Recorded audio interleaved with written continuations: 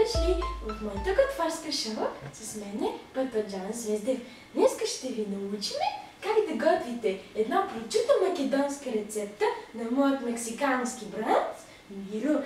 Рецептата се казва Миро сандвич.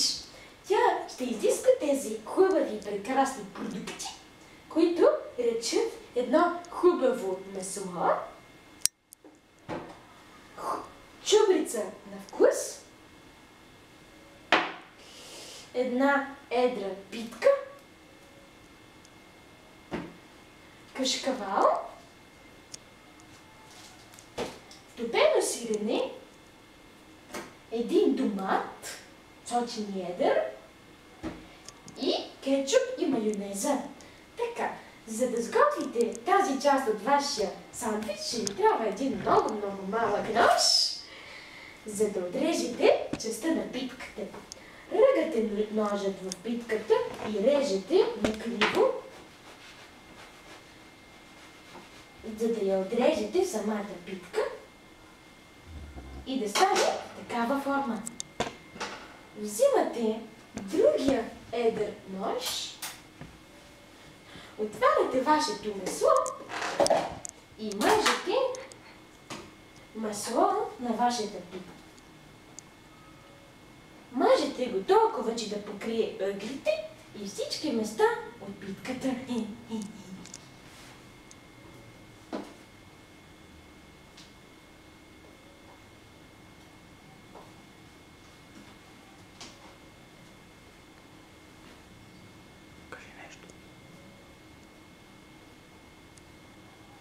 Готово.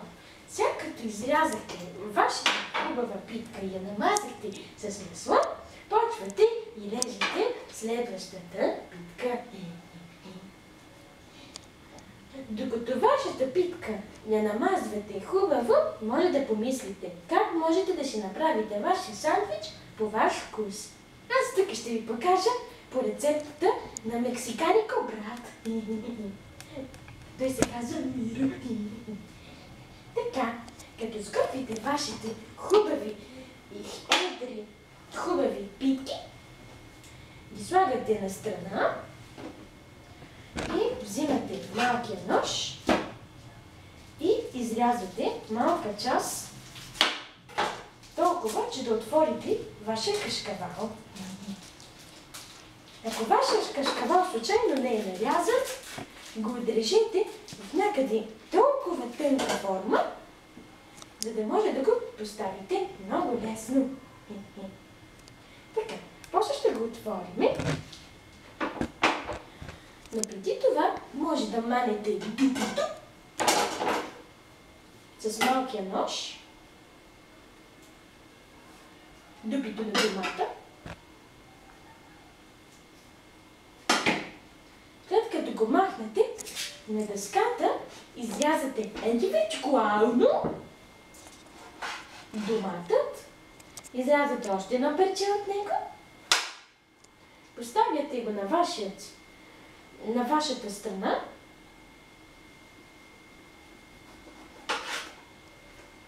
толкова, че да покрие вашата цяла питка на Миро сандвич.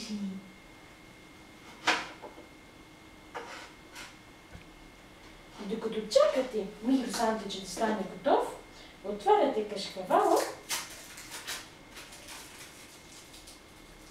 който ще използвате, за да опечете сандвича Миро сандвич. Слагате го на страна, питката, и оставяте тези всички неща на страна. През това време взимате вашия сандвич, затваряте го. Не го затваряме. И после го отваряте. И го пъхате в печката на 250 градуса 10 минути.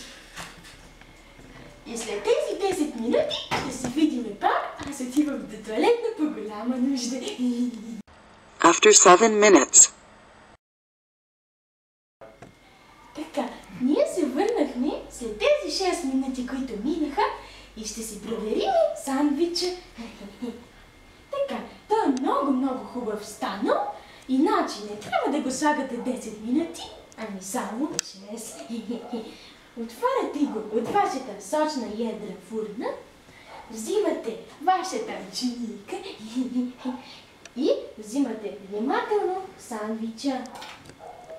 Слагате го в чиниката и затваряте фурната си. И го слагате пак на вашата маса.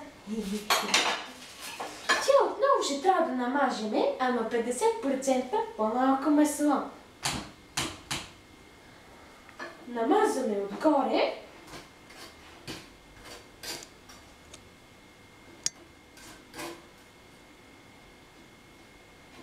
И сега изкарваме другата филийка и отново намазваме 50% по-малко масло. Или една втора. След като го намажеме, взимаме доматките, които преди малко изрязахме и ги слагаме в нашия Миро сандвич, който вече ще го наричаме патлачан звездър сандвич. Не му казвайте, че му го откраднах.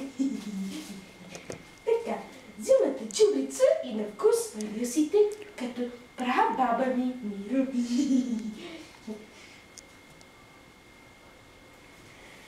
Така, вече сте готови и може да сложите кетчуп и майонеза в вашия Миро сандвич.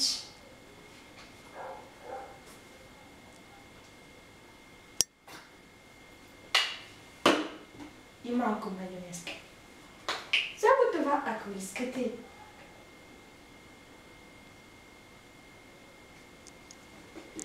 Вече може да го затворите, да го понатиснете. Взимате вашето топено сиренце, отваряте го.